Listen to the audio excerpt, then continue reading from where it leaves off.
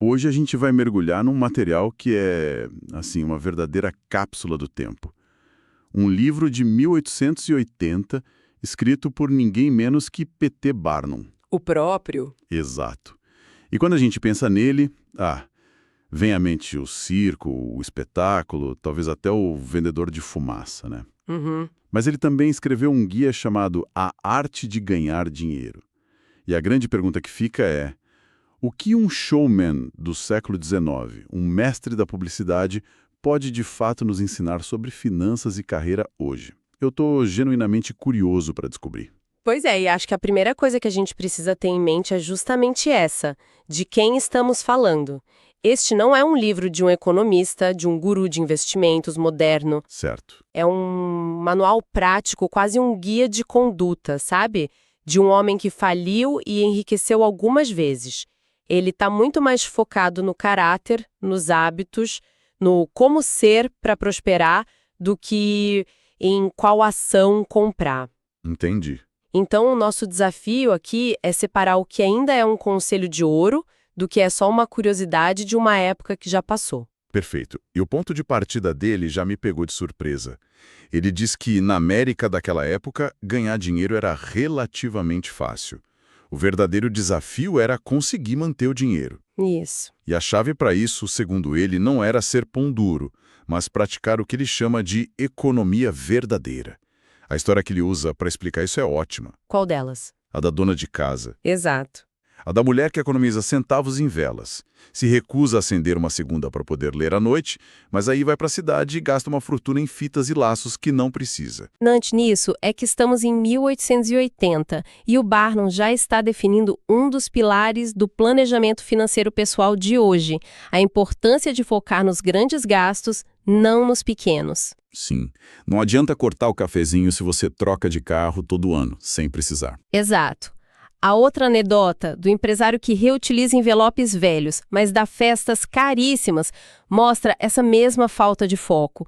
E a solução que ele propõe é ridiculamente simples e atual. A lista de 2 colunas. Exatamente. Pegue um papel, escreva necessidades de um lado e luxos do outro. Ele previu com um tom meio cômico que, para a maioria das pessoas, a coluna dos luxos seria 2, 3 ou até 10 vezes maior. É o avô do aplicativo de orçamento que a gente usa no celular hoje. Totalmente. E ele não para no o quê. Ele vai no porquê a gente gasta. Ele mergulha fundo na pressão social. Tem uma citação dele que é matadora, pegando emprestado de Benjamin Franklin. Ah, eu sei qual é. São os olhos dos outros e não os nossos que nos arruinam. Isso é tão Instagram. É totalmente Instagram. A descrição que ele faz do homem de renda modesta, que aluga uma carruagem chique só para passar na frente da casa do vizinho rico. Só para mostrar que é tão bom quanto ele. Isso. Enquanto a família em casa está cortando despesas básicas. Isso é a descrição perfeita do que vemos hoje, com viagens, roupas de marca, tudo para manter uma aparência. Barnum identificou a vaidade e a inveja como os motores da falência há quase 150 anos. Então, essa primeira parte sobre a mentalidade, o controle de gastos e a consciência sobre a pressão social, a gente pode dizer que isso sobreviveu ao teste do tempo com louvor, certo? Sem dúvida. A tecnologia mudou. A pressão social talvez tenha se intensificado com as redes sociais, mas a psicologia humana por trás do consumo impulsivo e da comparação é a mesma. O apelo dele para ser uma lei para si mesmo, gastando de acordo com a sua realidade e não com a do vizinho, é talvez mais relevante hoje do que era na época dele. É fascinante como ele foca primeiro na defesa, em como não perder o dinheiro que se tem. E só depois de estabelecer essa base de controle e autoconsciência é que ele parte para o ataque, para as regras de como ganhar dinheiro. E a primeira delas é surpreendentemente introspectiva. Sim, ele começa com não erre sua vocação. Não é sobre qual negócio dá mais dinheiro, mas sobre qual negócio é certo para você. E ele usa o próprio exemplo, né? Admitindo que não tinha o menor talento para mecânica e que se tentasse fazer uma torneira de barril, ela com certeza vazaria. Uhum. A lógica dele é que se você trabalha contra a sua natureza, contra a sua inclinação, você está sempre nadando contra a maré, trabalhando morro acima, como ele diz. Eu concordo com a essência disso. A ideia de alinhar aptidão e trabalho é fundamental. Ele fala de um gênio peculiar que cada um tem. Mas sendo um pouco crítica, Será que essa ideia de uma única vocação natural não é um pouco datada? Como assim? Hoje, a gente fala tanto de múltiplas carreiras, de se reinventar ao longo da vida. O conselho de Barnum, se levado ao pé da letra, não poderia prender uma pessoa a uma única identidade profissional? É um ótimo ponto. Talvez a leitura moderna seja menos sobre encontrar a vocação e mais sobre entender suas aptidões e inclinações em cada fase da vida, para não insistir em algo que claramente não é para você. Exato. Ele menciona o caso do ferreiro erudito, um linguista incrível que deveria ser professor, mas que insistia em ser um péssimo ferreiro. O ponto é o autoconhecimento. Exato. E depois desse autoconhecimento, ele passa para o conhecimento do ambiente. O passo seguinte é a localização. Ah, essa história é sensacional. Ele conta que, em Londres, conheceu um showman que era um gênio da persuasão, um vendedor nato, mas que estava tentando vender um show de bonecos de cera sujos e mal feitos, num lugar péssimo. Um talento desperdiçado. Totalmente. Barnum basicamente disse para ele: você é um talento, mas está no lugar errado com o produto errado. E o que aconteceu? Ele o convidou para ir para a América, deu a ele uma oportunidade num ambiente mais propício e o cara ficou rico. A lição é cristalina. Um talento excepcional no contexto errado é um talento desperdiçado. O que hoje a gente no mundo dos negócios chama que Product Market Fit, a adequação do produto ou do talento ao mercado. É a prova de que não basta ser bom, é preciso ser bom no lugar certo e na hora certa. Pois é. Barnum até desafia um provérbio da época que dizia: 3 mudanças são tão ruins quanto um incêndio. Ele retruca de forma brilhante: quando um homem está no fogo, importa pouco quão rápido ou quantas vezes ele se muda. Nossa, que frase. É sobre ter a coragem de corrigir um erro estratégico em vez de afundar com o navio por teimosia. Falando em estratégia, claro que P.T. Barnum, o rei do espetáculo, ia falar de publicidade. E o exemplo do chapeleiro Genin é genial. É quase uma aula de marketing viral antes de existir internet. Conta essa de novo que vale a pena. A cantora Jenny Lind, que era uma superstar da época, ia se apresentar em Nova York. Genin, um chapeleiro, foi ao leilão do primeiro ingresso e pagou $225, uma fortuna absurda. Uma doideira. No dia seguinte, todos os jornais do país noticiaram o fato, e a pergunta que milhões de pessoas se fizeram foi: quem diabos é Genin, o chapeleiro, para gastar tanto dinheiro no ingresso? E o resultado? As vendas dele explodiram. Ele não comprou um ingresso, ele comprou publicidade nacional. É genial.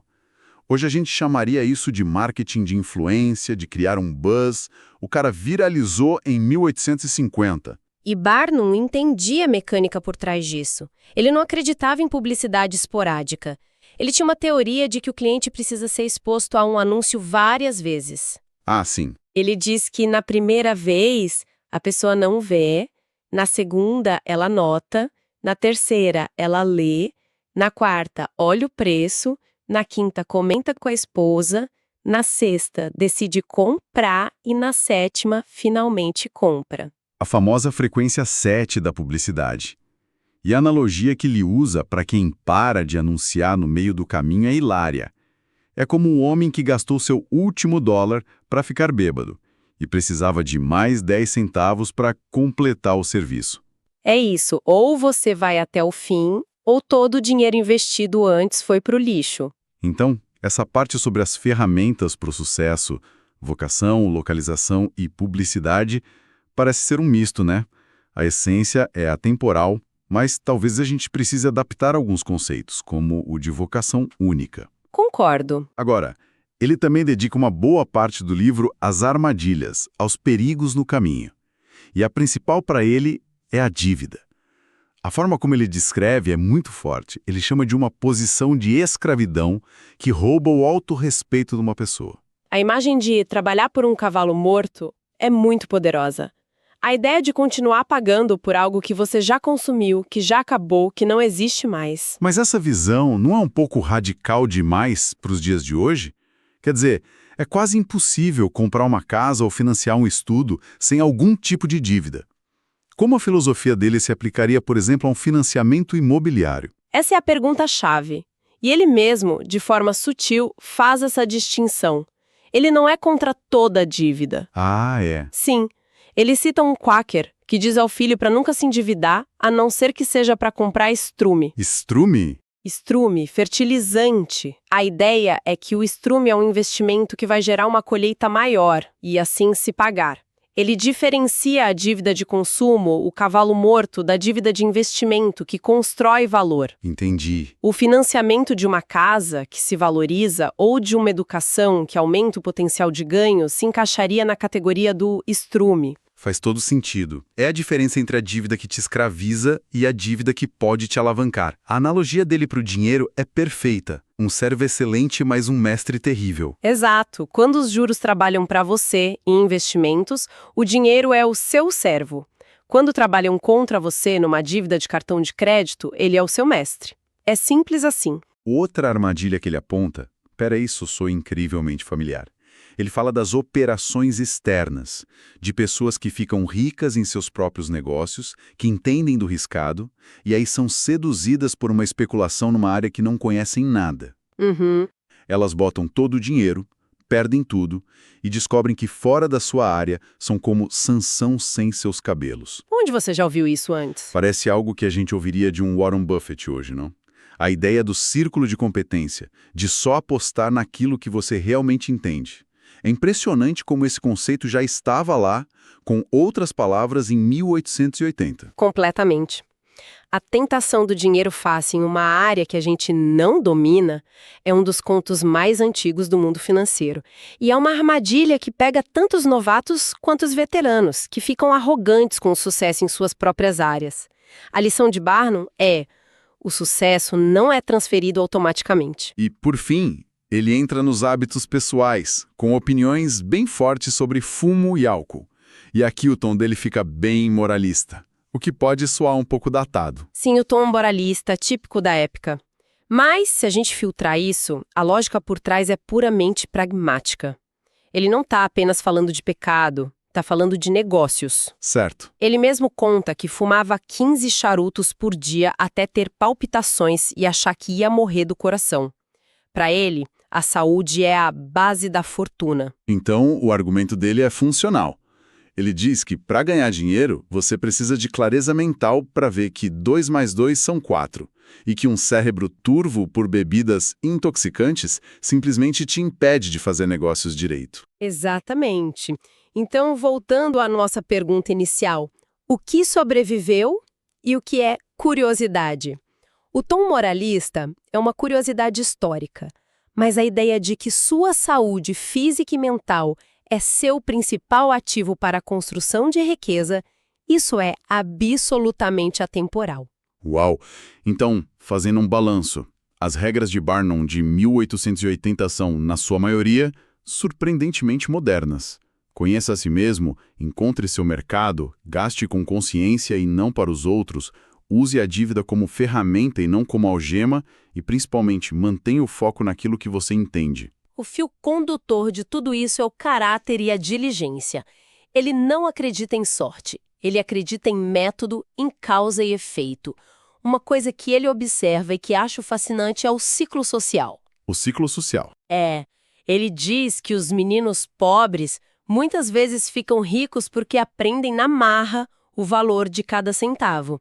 E os meninos que nascem ricos frequentemente se tornam pobres porque nunca aprenderam essa lição.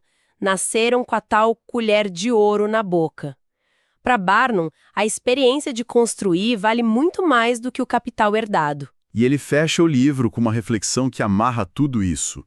Ele cita a máxima de que o amor desmedido ao dinheiro é a raiz de todo o mal. Mas ele faz uma distinção que eu achei brilhante. Qual? Ele argumenta que o dinheiro em si não é o problema.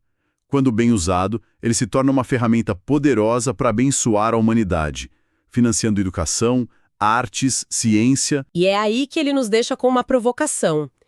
Ele apresenta essa dualidade. O desejo de adquirir riqueza louvável pode gerar progresso, mas o amor cego por ela é destrutivo. Então, onde fica a fronteira? Qual é a linha que separa uma ambição saudável, que pode beneficiar a sociedade, de uma ganância que corrompe o indivíduo? Uma boa pergunta.